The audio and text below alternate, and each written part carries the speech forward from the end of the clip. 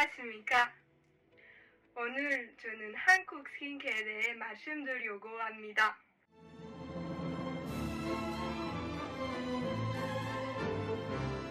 Vous l'aurez compris, aujourd'hui nous allons parler de skincare, mais pas n'importe laquelle.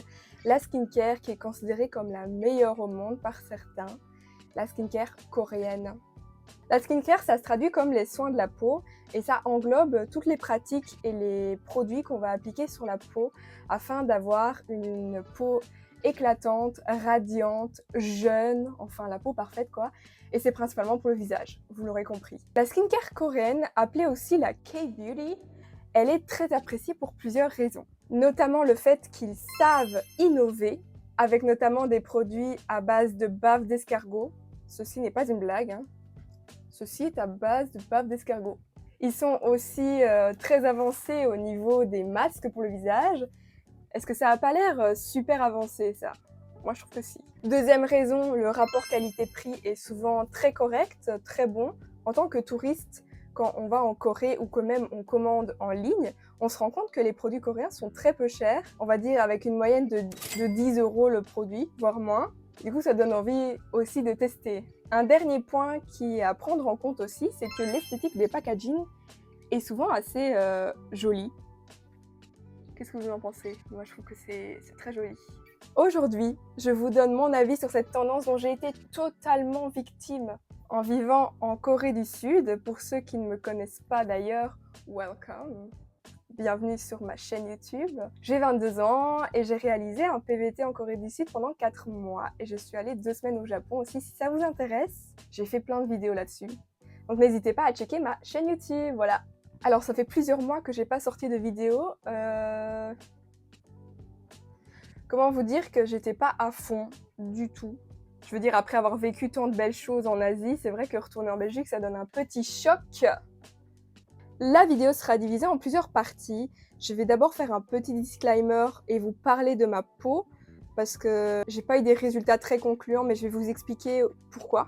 Je vais aussi détailler les différentes étapes de la skincare coréenne parce que la Korean skincare, elle est connue pour être en beaucoup d'étapes. Je vais vous décrire aussi pour chaque étape les produits que j'ai utilisés. Donc ceux-là, c'est ceux que j'ai récupérés de Corée, mais il y en a plein que j'ai dû jeter en Corée du coup.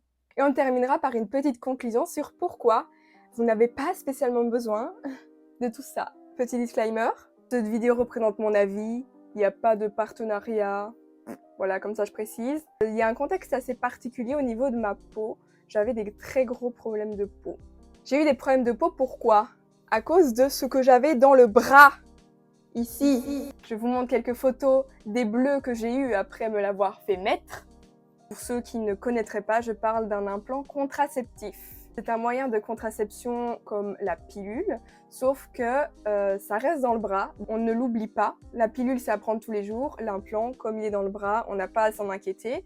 L'implant, c'est un petit dispositif en forme de bâtonnet qu'on va mettre dans le bras et il va libérer des hormones. J'ai noté, ça s'appelle des étonogestrels, un type de progestatif pour prévenir la grossesse.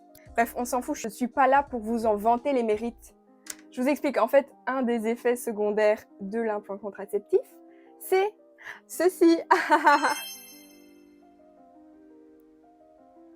L'acné hormonal. L'acné hormonal, c'est un type d'acné que beaucoup de femmes ont après la vingtaine à cause de fluctuations hormonales dans le corps. Mais ça, je ne savais pas que ce serait à ce point. Je me suis fait mettre l'implant avant d'aller en Corée et je l'ai retiré après la Corée.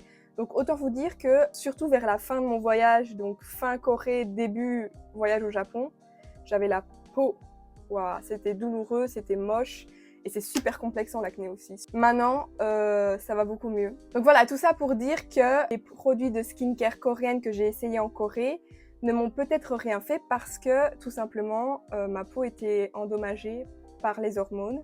Et du coup, bref, ça veut pas dire que si les produits n'ont pas fonctionné pour moi, ça ne fonctionnera pas pour vous. Ma peau, en fait, ne s'améliorait pas, elle s'empirait jusqu'à ce que je retire l'implant. Spoiler alerte, si vous avez des gros problèmes de peau comme moi j'ai eu, donc tout ce qui est acné, eczéma, peau très sèche, etc., la skincare coréenne va pas forcément vous faire du bien. Et il faut pas croire qu'en Corée, ils ont tous la peau parfaite. Ça, c'est un stéréotype à déconstruire parce que tous les Coréens sont différents, ok? Ils n'ont pas tous une peau comme ça. C'est super important de trouver la cause, l'origine de votre acné ou de vos problèmes de peau parce que ça vient toujours de quelque part. Que ce soit un problème intestinal, un moyen de contraception qui ne vous correspond pas, enfin, il peut y avoir plein de raisons. Du coup, le mieux, c'est de traiter sa peau avec des produits spécifiques ou bien tout simplement ne rien faire, ou en tout cas faire le moins possible. Vous voyez, moi j'étais tellement désespérée qu'en rentrant en Belgique, j'ai essayé ceci. Ça s'appelle Epiduo. Et en fait, c'est du benzoyl peroxyde de benzoyl. Et en fait, je voyais partout sur TikTok, sur les réseaux sociaux, que c'était un traitement super bien pour l'acné, mais ça m'a niqué ma peau. Je pèse mes mots. Ma peau a commencé à peler. Nickel. Essayez et voyez ce que ça donne, mais ne soyez pas surpris si votre peau est déglinguée à cause de ce genre de produit. Voilà, maintenant que je vous ai expliqué un petit peu comment ma peau était il y a quelques temps, je voulais aussi vous dévoiler un très gros secret. Un secret que j'ai appris en vivant en Corée du Sud. Tous ces produits que vous voyez partout sur les réseaux sociaux, les meilleurs produits coréens, je vous mets quelques photos. Ce nettoyant, typiquement, il est pas bien du tout. Je sais pas pourquoi il fonctionne aussi bien à l'international, il est pas bien du tout. Et moi, perso, les produits Beauty of Joseon, c'est pas bon du tout aussi pour ma peau. En fait, il faut savoir que en Corée, ces produits les plus vendus à l'international ne sont pas du tout populaires, ou en tout cas beaucoup moins en Corée du Sud. Je vais vous donner un exemple concret. Un jour, je suis allée chez mon amie Kate, mon amie coréenne, et je me suis rendu compte que dans sa trousse skincare, il n'y avait aucun produit que je connaissais. Pourtant, j'en connais beaucoup. Je vous assure que j'en connais beaucoup. C'était que des produits dont j'avais jamais entendu parler. Il faut savoir que dans les Olive Young, donc c'est les magasins spécialisés dans la skincare et le maquillage coréen, ils vont présenter des top produits, les produits les plus vendus en Corée, et c'est pas du tout les mêmes que les produits les plus vendus à l'international du coup. Voilà, donc maintenant vous savez qu'il ne faut pas tomber dans le panneau, ce n'est pas parce que tout le monde achète un certain produit qu'il fonctionnera pour vous. Bref, petit aparté un peu long, mais je trouvais ça nécessaire. Okay, let's talk about the Korean skincare now and the different steps. Mettons-nous en situation. Vous rentrez de l'université, de votre boulot, et vous êtes fatigué. Mais vous aurez besoin de patience et de courage, parce que votre skincare coréenne est en 9 étapes. Évidemment, tous les Coréens ne font pas les 9 étapes. On va dire que de manière générale, on dit que la skincare coréenne est en 9 ou voire 10 étapes. Première étape, nettoyage à l'huile. Le nettoyage à l'huile, en fait, il se fait sur peau sèche, donc directement sur votre peau maquillée. Ça permet de dissoudre le maquillage et de nettoyer la peau en profondeur, donc principalement les points noirs. J'ai découvert le Clean It Zero et je recommande vraiment parce que maintenant j'utilise presque que des produits similaires en fait pour nettoyer ma peau. Ça se présente sous forme de baume gras et en fait vous allez frotter vos mains, prendre le temps de frotter le visage.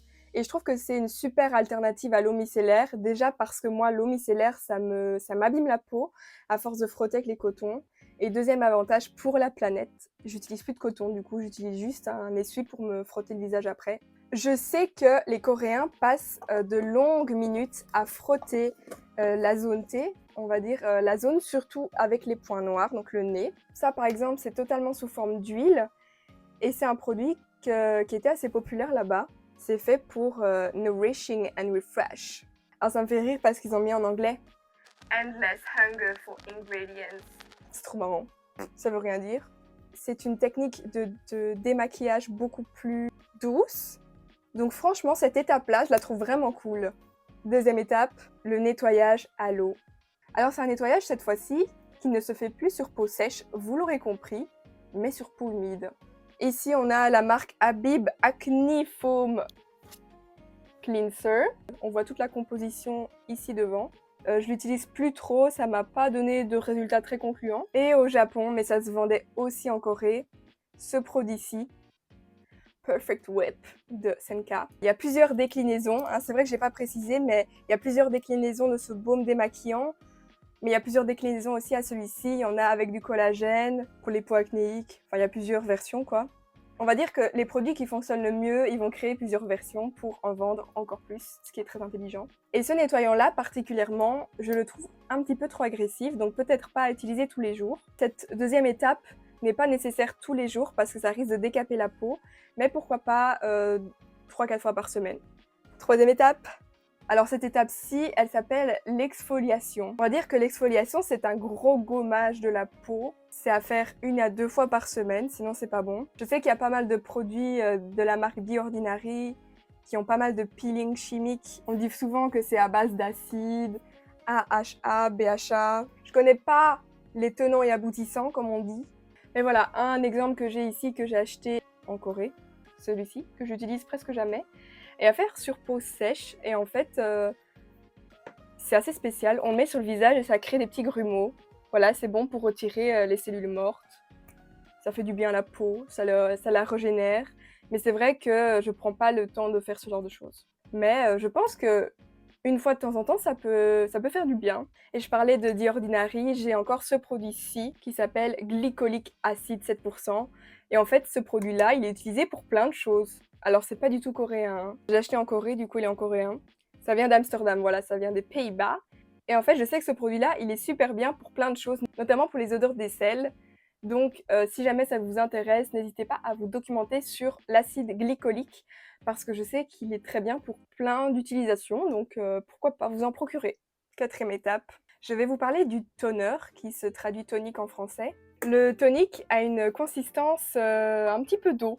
Alors moi j'ai celui de la marque Round Lab, j'en avais acheté 2 parce que je suis allée dans un Costco, il y a des Costco en Corée, et en gros c'était 2 pour le prix d'un. Donc voilà, j'ai pris et je suis débile parce que dans ma valise c'était super lourd. Mais bon, sur le moment j'étais là, ouais, trop bien. Voilà, ne vous faites pas avoir s'il vous plaît si vous allez en Corée du Sud. Faites attention au poids de votre valise. Bref, le toner a plusieurs fonctions.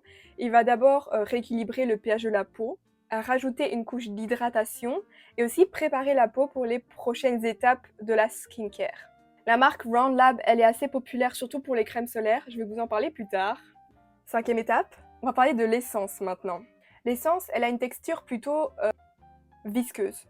L'essence, elle va plutôt hydrater en profondeur et donner de l'élasticité au visage. C'est ça que les Coréens adorent, faire le... ça rebondit. Et voilà, donc celui-là, c'est un que j'avais acheté hors Corée, donc je l'avais commandé sur un site. Et en fait, comment vous dire que j'étais déçue. J'avais acheté l'essence et j'avais acheté la crème hydratante. Et en fait, à part une texture très douteuse, ce que je vous rappelle, c'est à base de bave d'escargot, j'ai vu aucun résultat. Aucun résultat. Alors autant ça n'a pas dégradé ma peau, autant ça n'a rien apporté. Donc je me demande... What's the point? Je déconseille. Je déconseille la marque Cosrx. Parce que c'est la même marque. Rappelez-vous mon nettoyant qui m'a décapé la peau, dont j'ai parlé tantôt. Voilà, bref, je conseille pas du tout cette marque. Étape 6. On va parler maintenant des sérums. À quoi servent les sérums du coup? Parce qu'il y a tellement de produits, on ne s'y retrouve plus. Ils vont avoir un but de traiter des problèmes de peau. Des problèmes de peau tels que l'hyperpigmentation, les rides, l'acné, etc. J'en ai testé 2 en Corée, notamment. Le Torridon Dive-In Serum. Celui-là, il était assez populaire au Olive Young. Le but, c'était vraiment de hydrater en profondeur. Je n'ai pas vraiment vu de différence, voilà, encore une fois. Et celui-ci, le Numbuzin No. 3. En fait, c'est Skin Softening, donc c'est censé rendre la peau plus douce. Et j'ai vu aucune différence, aucune évolution. J'en parlerai après, mais j'arrête de mettre autant de produits sur mon visage en même temps. Donc peut-être que plus tard, je réessayerai avant que ça périme. Mais là, dans l'immédiat, j'évite de mettre trop de produits sur la peau parce que c'est ça qui me fait des éruptions cutanées. Apparemment, après le sérum, c'est l'étape des masques pour le visage. Mais je voulais aussi parler des pads coréens parce que je trouve que c'est vraiment chouette. C'est mon dernier pot. C'est mon tout dernier pot et regardez, il m'en reste juste une pour vous montrer quoi. Les pads en fait, c'est littéralement, ça ressemble à des petits cotons qui vont être entassés dans un pot et imbibés dans un liquide. Et chaque pad a un but spécifique. Donc là, c'est Tea Tree. C'est pour apaiser et cicatriser la peau. Mais je sais que mon amie coréenne, elle en avait avec du collagène.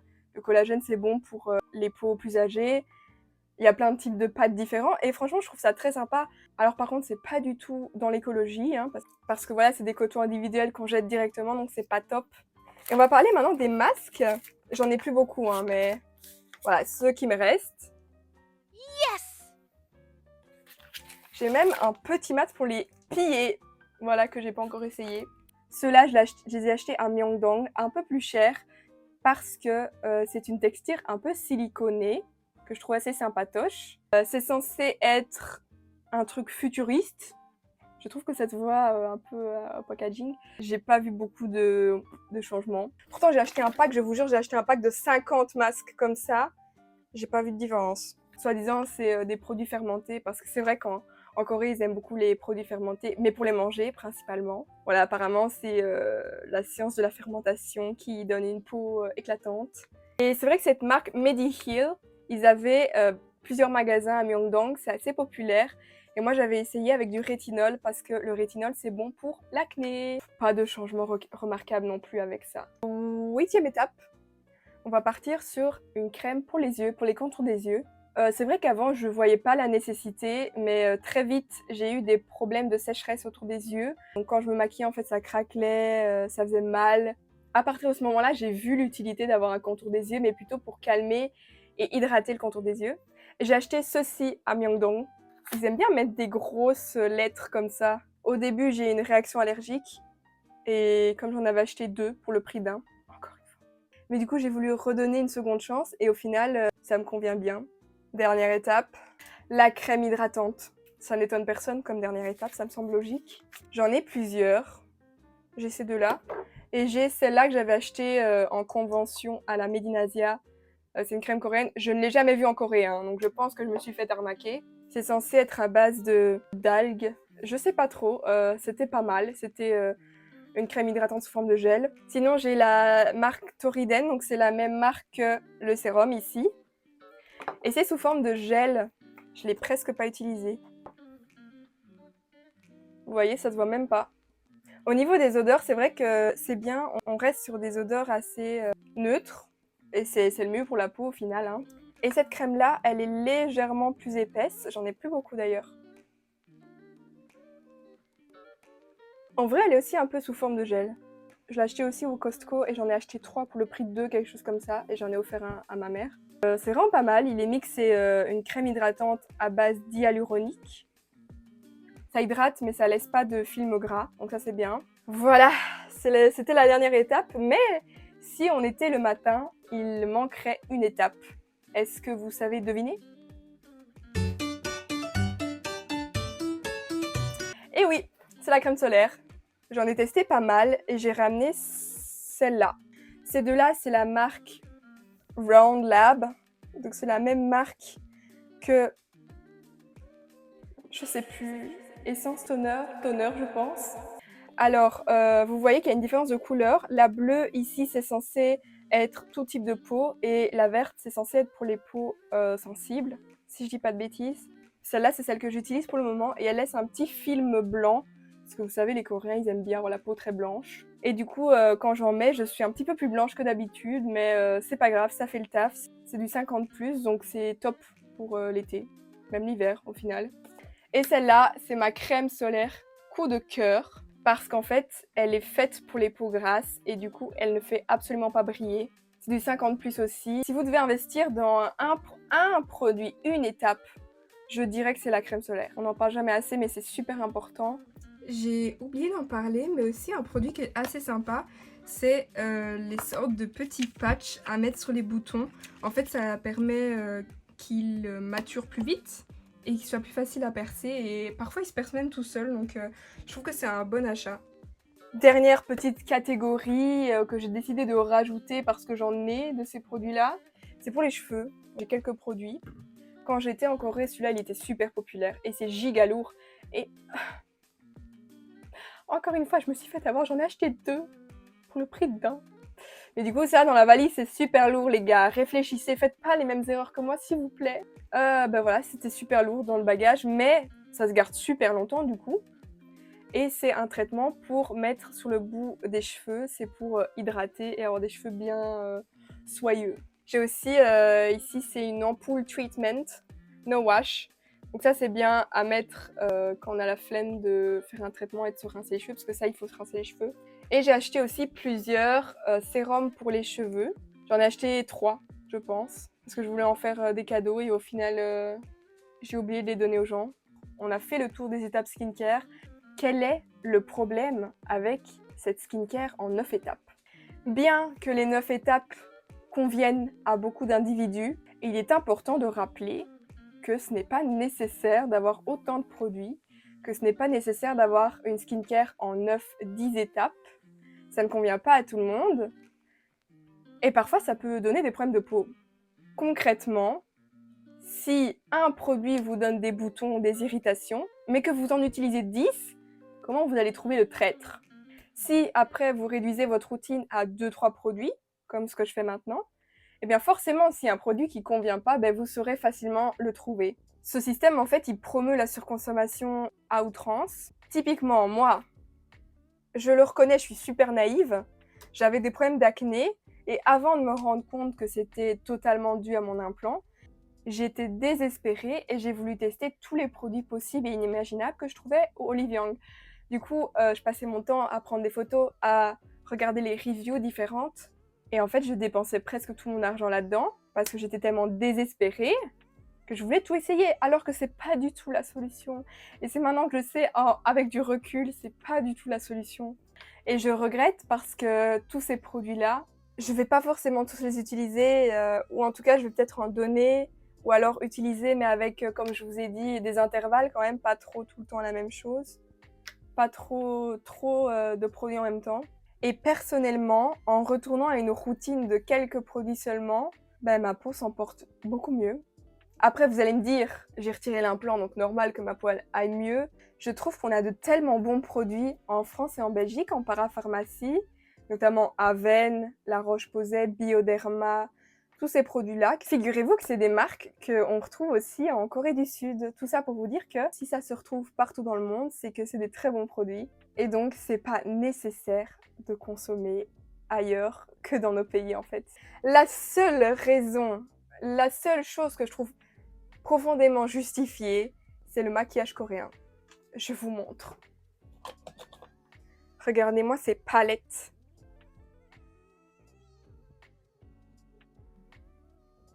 J'adore.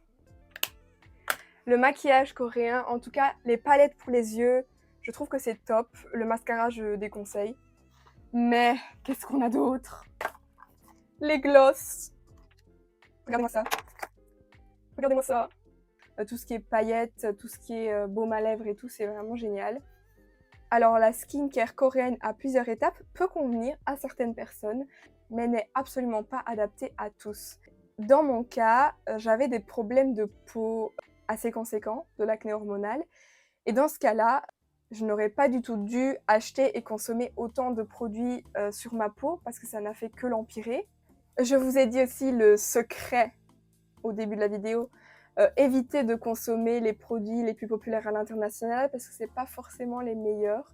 Je sais pas pourquoi ils sont le plus vendus à l'international. C'est que ça doit fonctionner pour certaines personnes, forcément. C'est pas tous des robots qui commentent j'adore, 5 étoiles. Non, des gens doivent aimer. Mais voilà, moi, de mon avis et de pas mal de personnes que je connais qui sont allées en Corée, qui ont acheté de la skincare coréenne, certaines marques, dont Corks et Beauty of Joseon, dont j'ai parlé, ça, par exemple, c'est poubelle, niet.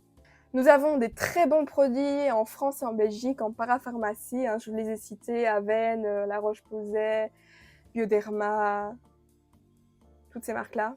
Moi, ce qui a fonctionné le mieux pour ma peau, c'est quand j'ai arrêté d'utiliser des produits pour l'acné, pour assécher la peau, j'ai commencé à utiliser un sérum hydratant de la marque Aven.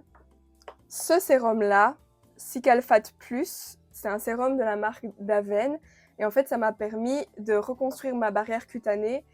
En fait, quand on a des problèmes de peau, type acné, il faut pas forcément essayer d'utiliser des produits qui assèchent les boutons, qui assèchent l'acné, c'est pas forcément bon. Et du coup, ce produit-là, il m'a refait ma peau, donc ça allait beaucoup mieux déjà après ce produit-là. Et puis là, depuis récemment, j'utilise l'essence lotion de Estée Lauder. Je l'ai eu en solde dans un Paris XL. C'est vraiment pas mal. C'est pour les peaux sensibles et tout, donc c'est top. Ça permet d'avoir une peau plus lumineuse. Et j'utilise aussi pour le moment, c'est de la marque Aromazone, un sérum Bakuchiol. C'est ce que j'utilise le soir en fait pour masser mon visage. J'aime bien le masser pour rester fit du visage. Et top aussi, c'est la marque Nuxe. J'utilise la crème fraîche pour le moment, pour hydrater. Et du coup, tous ces produits coréens, je les utilise, mais petit à petit. Ne tombez pas dans le panneau comme moi, s'il vous plaît. Ne tombez pas dans le panneau comme moi. Vous allez dépenser votre argent pour des produits qui ne sont pas spécialement nécessaires. Alors si ça vous fait plaisir, franchement, foncez, mais n'achetez pas toute une commande de produits coréens. N'achetez pas 10 000 produits. Moi, je vous conseillerais d'acheter uniquement des crèmes solaires coréennes, donc comme celles que j'ai montrées. Les masques aussi pour le visage en Corée sont réputés pour être les meilleurs. Donc ça, je suis d'accord, ils sont vraiment bien pour hydrater en profondeur. Mais voilà, tout ce qui est crème hydratante, sérum, etc.